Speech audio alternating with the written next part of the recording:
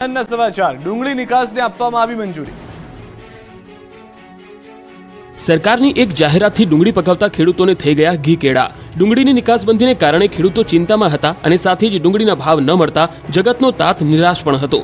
પરંતુ આ નિરાશા વચ્ચે ખેડૂતો માટે સૌથી મોટા રાહતના સમાચાર આવ્યા। કેન્દ્ર સરકાર દ્વારા ડુંગળીની નિકાસને મંજૂરી આપવામાં આવી।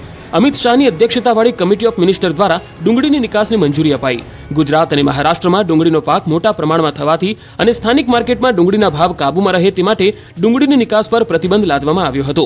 કેન્દ્રીય મંત્રી ડોક્ટર મનસુખ માંડવિયાએ ડુંગળીના ઉત્પાદન અને ઉત્પાદન કોસ્ટ, ડુંગળીની ઉપલબ્ધતા અને ખેડૂતને પોષણક્ષમ ભાવ મળે તે અંગે કેન્દ્રીય ગૃહમંત્રી અમિત શાહ સાથે મીટિંગ યોજી હતી અને અમિત શાહે કમિટી ઓફ મિનિસ્ટર બોલાવી 3 લાખ મેટ્રિક ટન ડુંગળી નિકાસને મંજૂરી આપી દીધી।